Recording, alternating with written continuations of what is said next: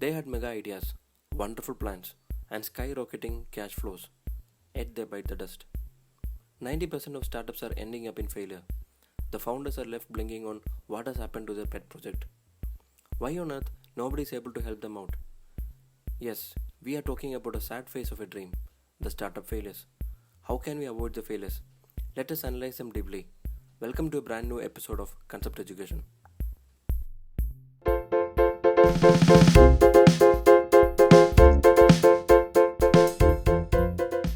How can we prevent this scenario? How could we do it foolproof? Firstly, we should accept that the ideas are not enough. The power of idea is actually shown in its execution. Previously, we have given a detailed video on how to establish a startup. You can check it for more details. If we evaluate the startup failures, we could understand that it is not a single reason that will lead to the startup crash. A variety of reasons in varied levels contribute to the downfall. That's why we call it as a real stress test.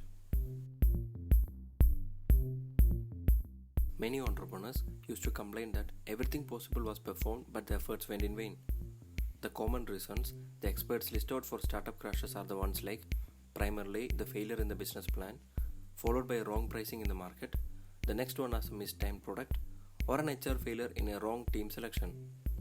Also, many experts list out the feasibility of the idea was not possible with available funds as yet another major reasons found common in many startup failures.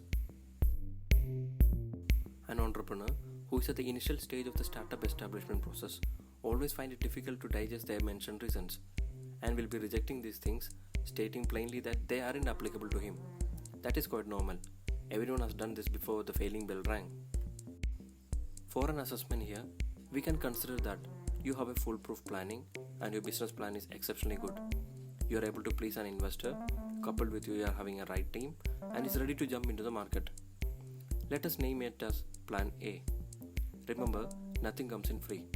Hence, the upcoming part is very critical one. If you are a founder, or a co-founder, or a CEO, or an investor, the important question is, what about the exit plan? Yes, before we begin the journey, there should be a clear exit plan. Your exit plan should have bare minimum these questions. Number 1.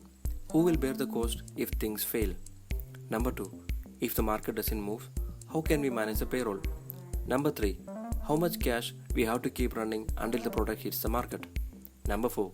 If things need to be scrapped, how much money it will yield you? Number 5.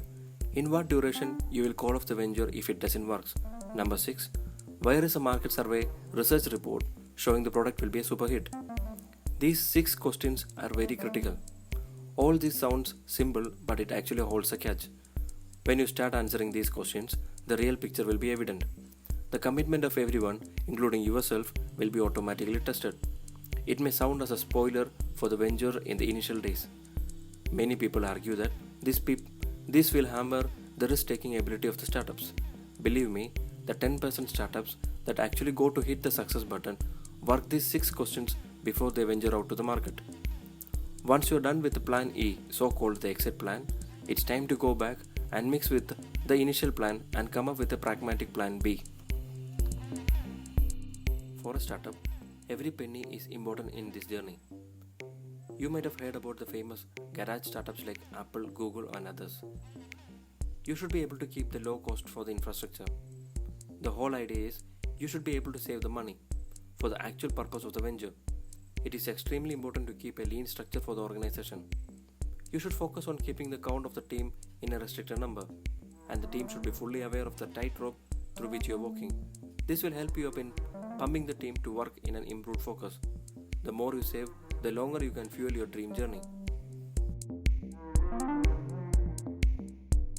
You may be familiar with the saying, process is more important than results. Once you're through the process, it will take care of the results. Startups usually tend to slide away from the process. It might be a selection of an idea, or choosing a business proposal, or even selection of a spare parts. Extending till hiring of the team. There should be a professional approach to everything.